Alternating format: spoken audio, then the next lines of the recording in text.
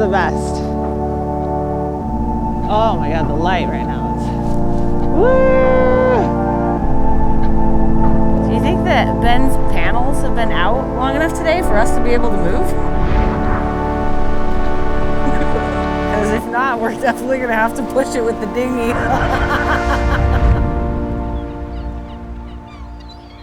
Greenland has always captured my heart.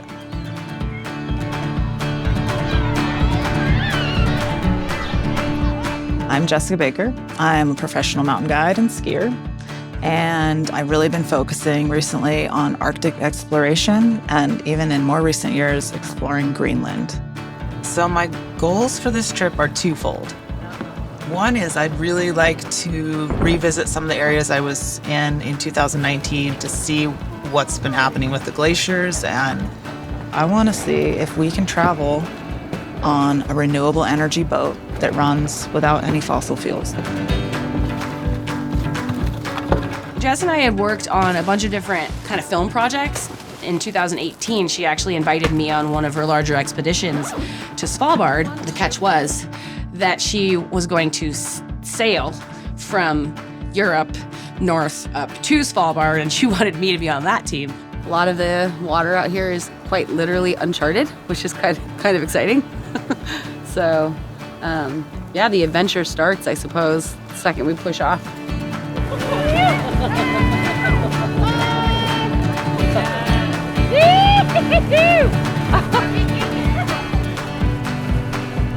I also got to meet Captain Ben and immediately just blown away by that man, you know?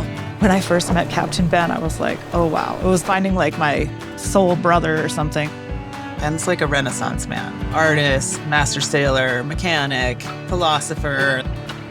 Being a sailor means you have to be able to fix everything. But yeah, it's more being a handyman. I'm a janitor.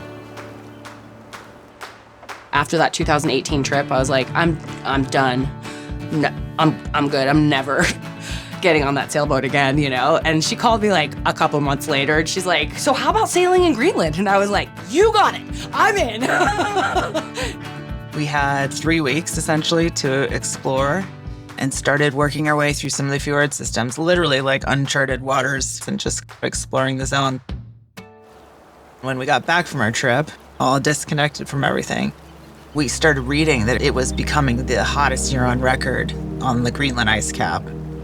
They recorded for the first time ever 2 consecutive days above freezing at 10,000 feet during the time that we were in the zone. In 2019, we have the warmest year of since forever. I'm 30 years old. Already now we can say back then, when we were kids, we used to have a lot of sea ice. Back then, when we were kids, this glacier was that big, and it's a bit scary that we could already say those things, even though we're not that old. We're back, but this time the boat that we're on, the canoe, has been modified, and it's now a green boat. It's running off of solar power and wind power. 2 years ago, we threw out the old diesel engine and went electric. Tiny for a 11-ton expedition boat. I dream in amps. I live in amps. I wake up in amps. I'm all amped now. I'm amped up. This is our first season, first trip in the Arctic with this setup. I got here not knowing if the Arctic sun was going to charge, actually. We launched off the canoe last night, and we are kind of waking up in our first anchor spot. We can't motor all the time. That's the big difference. And that's also part of our philosophy. How do I adjust my whole like time plan or like hazard plan around that? You know, some of this is split out, but I can tell the crown kind of ends up there. This is a really special cool R-band. This is cool. Maybe we'll just charge nothing and have to just sit in the same anchorage and Jess is going to go crazy. We'll see. Do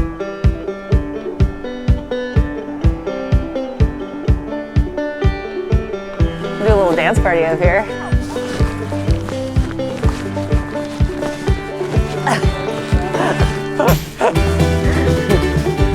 We're flossing at the top of the run. Except it's kind of funny because you and I are too old to actually know how to do this. Oh, we know.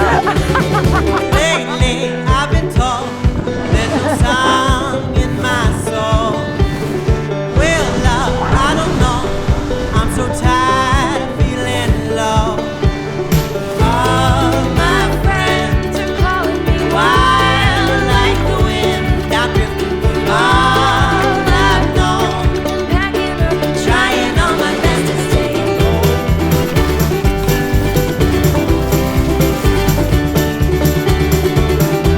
Oh my God.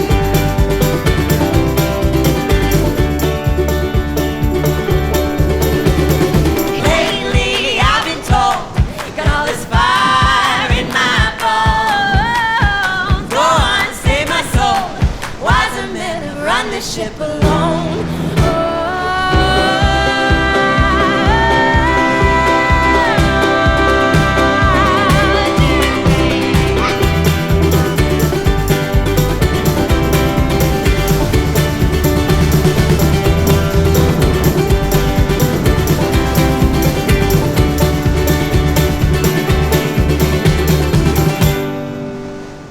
Bit of a breeze. And then splice to us sailing against the wind. So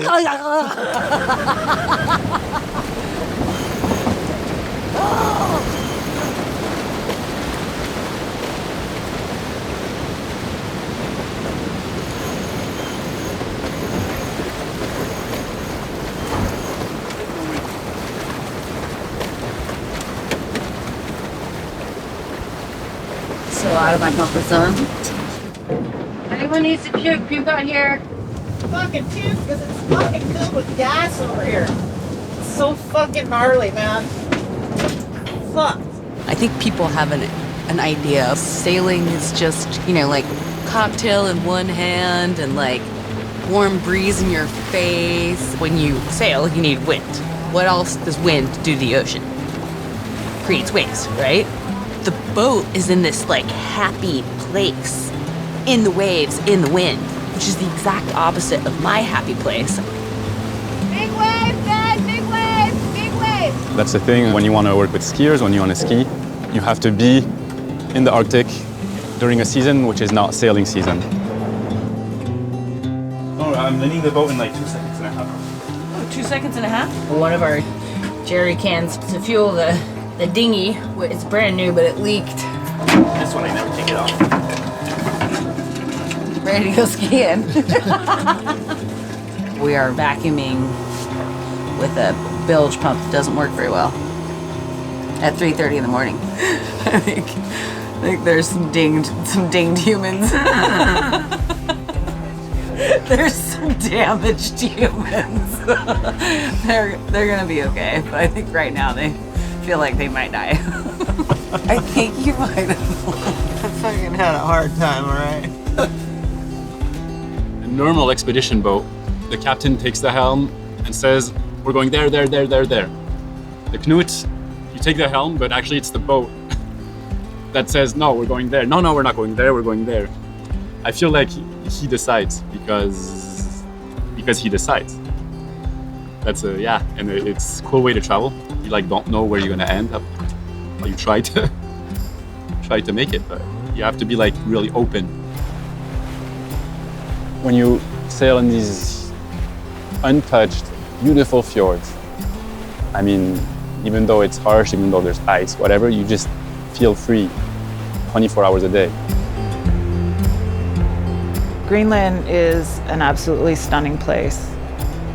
It is ocean, it is mountains, big mountains, like 7,000 vertical feet out of the sea, huge glaciers dropping down to the ocean.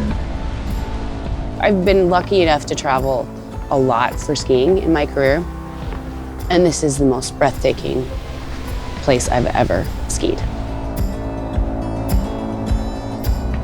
You know, Around the time that we ski there in the spring, you have light almost 24 hours a day, and one of the most dramatic and beautiful places I've ever been.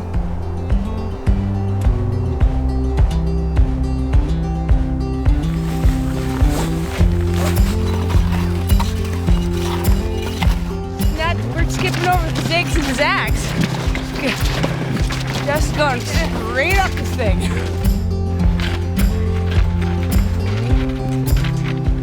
I wonder if it's amping on the canoe right now. Solar energy's there. It's trying. Let's go, Ampage. Get that charge. Let's go, Ampage. Be nice if it broke blue. I think it's gonna happen. I think this thing's just gonna burn off and it's just.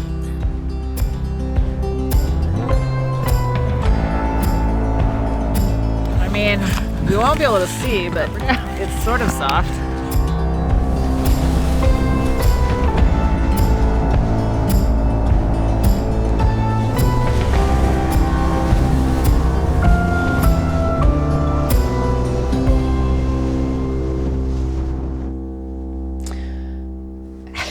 And turns out a motor is kind of important. We are not able to ski a lot of the things that we skied in 2019 because we couldn't get to them because we had to rely on Mother Nature, right?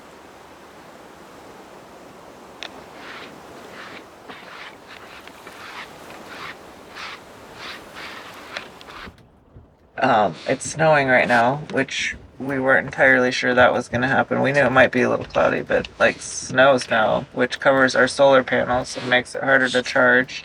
But we need like a lot more sun to power ourselves out of this place, especially if we go deeper in. Especially if there's no wind. And then if we don't have wind on our return, like we literally could run out of power. So at my point, I think we have to use that wind on the 15th to go south. 15th's really early. We don't want to be in Minnesock on the 15th. No. It's way too early. So we'll have to discuss potential logistics, but maybe we have to move ourselves closer. Jess is great. She likes to boss me around. I don't like to get bossed around. So it's interesting. It's a push-pull. It's a push-pull. What we need in the mountains is not always what we need for sailing, and what we need for sailing is not always what we need for the mountains. There was a spot in 2019 that we called Couloir Town, and we wanted to go there really bad, and we could see it, but we had to sit down and weigh our options, right? Yeah. But I mean, Couloir Town is really not reasonable. Unless we're really sure we have good winds to go back. Unfortunately. So we need to maybe shift. Shift the objective. Cool. We're low on power, right? And the wind is not in our favor at all. And if we head out there, there's a chance that we have to sit and we won't make it back. And so Jess, as a guide, has to make a decision on something that's really unknown, right? I think that was really frustrating for Jess. Homemade bread makes it a little bit better.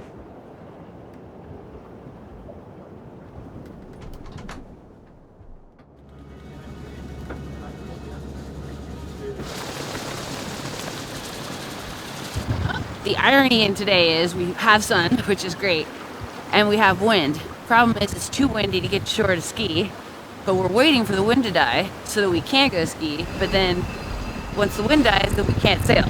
So, travel with the wind, or do we wait and ski after the wind? Kind of an interesting one. We decided that we're going to travel, try and find a different place to ski. So.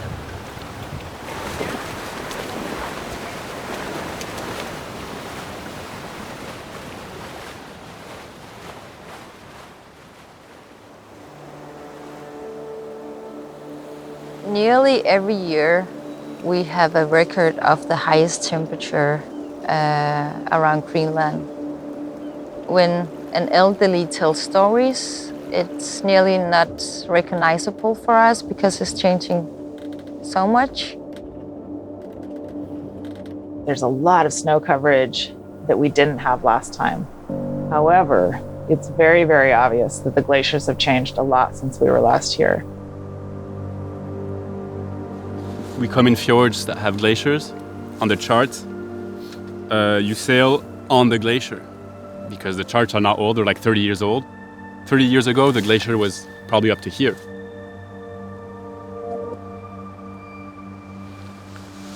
The glacier looks dramatically different than it was in 2019. Something like this is so special and so precious. We need to take care of it. If you wanna, in a way, if you wanna do something for this glacier, you just better leave it alone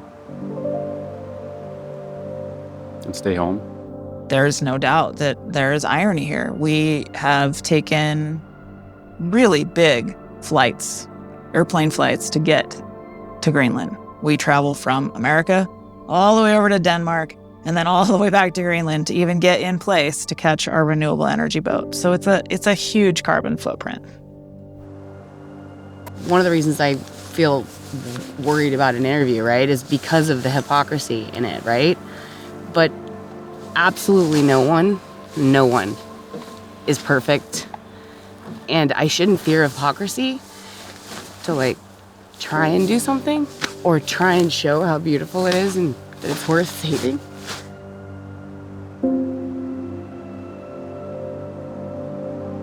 You and your boat are pretty special. Like, you have already taken a huge step to like shift that direction.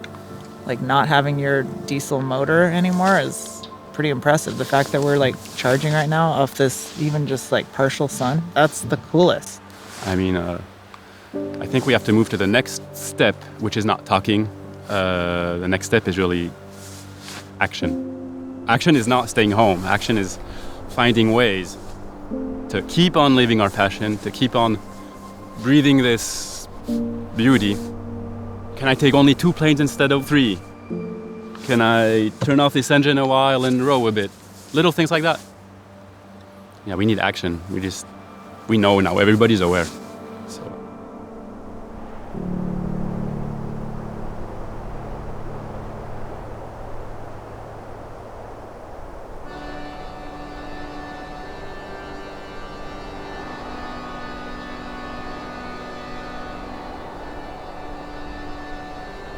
Completely converting your mode of transportation, it's not easy to do that. I mean, Ben's an inspiration. He's trying to live his life without a reliance on fossil fuels and have a substantially smaller carbon footprint.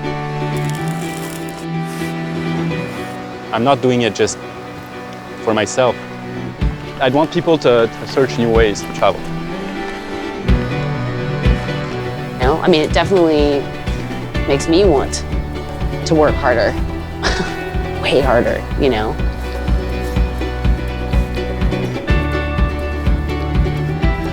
Not being able to get exactly where you want to go on the day that you want to get there is that you are forced to be creative with what you have and ski something that we had never skied because we had an extra day there. You get off the boat, you actually skin for a few miles, and then you see it. It's this massive line that looms above you, and it almost seems unrealistic. Then it was time to boot and cramp on up, and then we did that for hours up. It's like the Greenland scale. You're like, how far up there is it? You look at the map, you're like, I think it says it's almost 5,000 vertical feet to get up to the top of that. As a skier, that is like a dream line. It is, you know, something you can only wish that you can get the right conditions and the right team and the right set of circumstances, the right light, the right weather to make something like that actually come together. It encapsulates Greenland so much.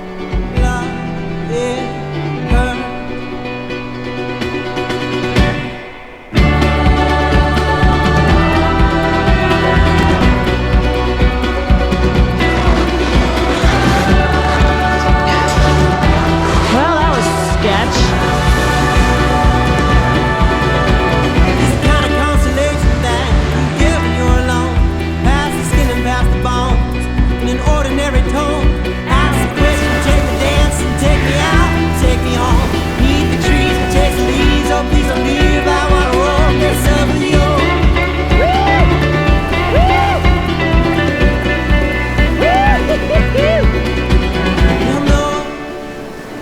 none of us are perfect and no one has this dialed. Like, no one really has the answer. And yet, we are all part of the solution potentially. You know, we can make daily decisions that do have impact.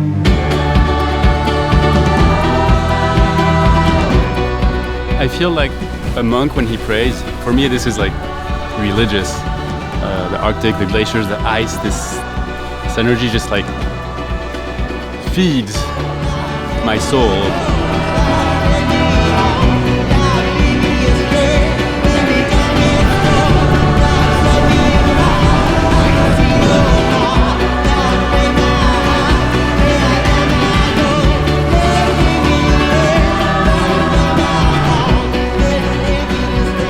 In 2019, we made all the decisions with our diesel engine. And in 2022, nature made the decisions. And look at how incredible some of these lines were. I mean, that's the thing. We're like traveling around on this like renewable energy boat and still crushing these massive lines in Greenland.